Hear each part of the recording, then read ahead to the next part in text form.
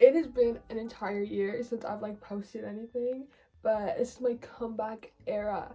I was doing exams, I was enjoying my summer, and now I'm like, you know what?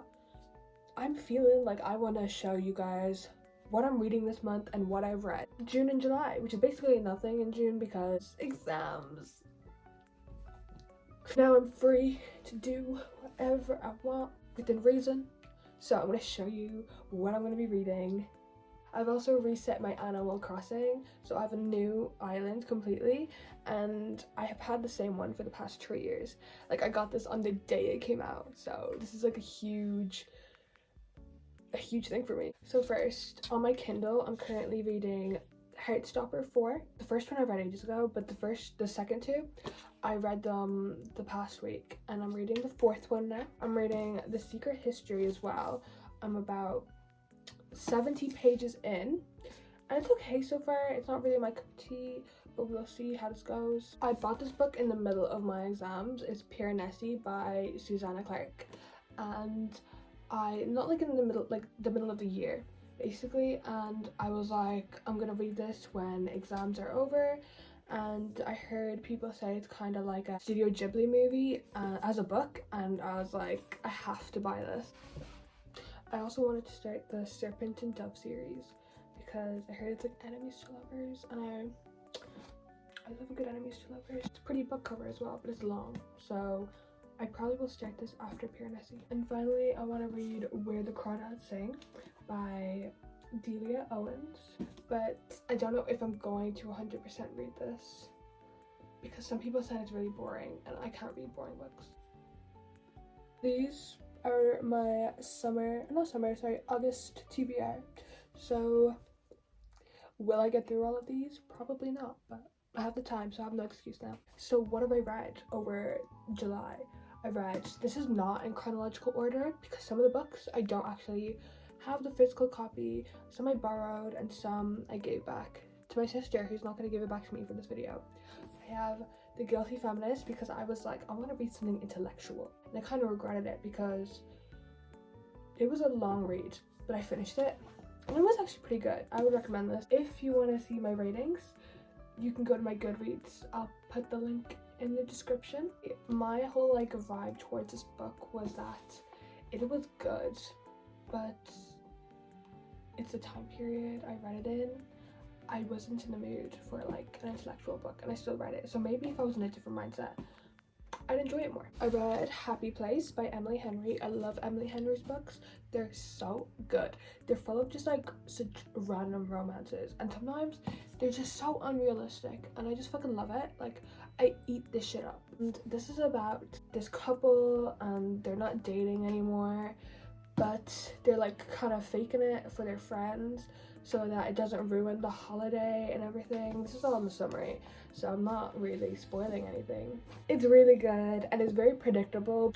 It's just a good read when you don't want to think too hard. Next, I read Crescent City by Sarah J Maas. I love the A Court of Thorns and Roses series, so I thought this would be a good one to pick up.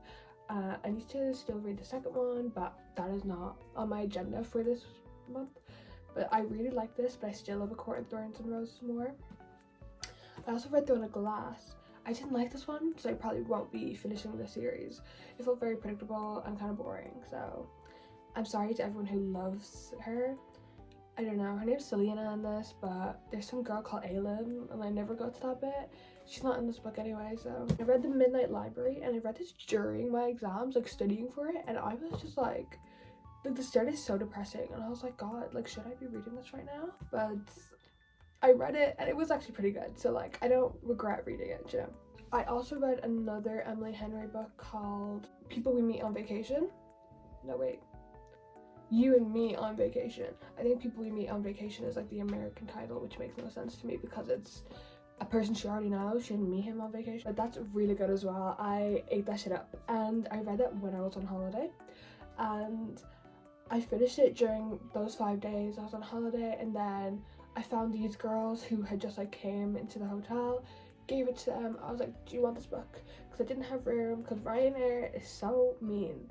and they only let you bring like this size of a bag, and I didn't want to pay for like a big suitcase or a small one, so I had to give it away. But like, I'm happy because now someone else will get to have that same experience I did, and I probably won't be rereading that book, so now they get to enjoy it. And the last 2 books I read in the month of July were Tomorrow.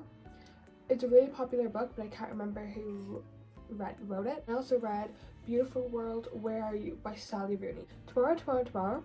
I did like it. I like the whole video game-esque kind of vibe to it, where everything was like centered around that. But some bits were really boring. The ending didn't feel very closed off to me. It felt too open. I don't know. Beautiful World, Where Are You? Oh god, I know people love that book. And I haven't read Normal People yet, or Conversations with Friends, but that book really put me off ever reading Normal People. I'm too scared to watch the show because I know they do the leaving cert in it, and I'm done. Like, I'm watching Heartstopper season 2 right now, and they're doing exams, and I'm just like, ew, like, go away. Like, I don't want to see this again. I'm still watching it because Nick and Charlie, I love them. But Beautiful World, Where Are You? I just found that really boring. So if you like that book, I am sorry. It's not that bad, but it's not great either. Thank you for watching. I hope you enjoyed. If you're reading any of these books or have read them, let me know what your thoughts are in the comments below. No spoilers because I haven't read them yet, but hopefully they're good, you know what I mean? And like, let me know how your summer's going and everything.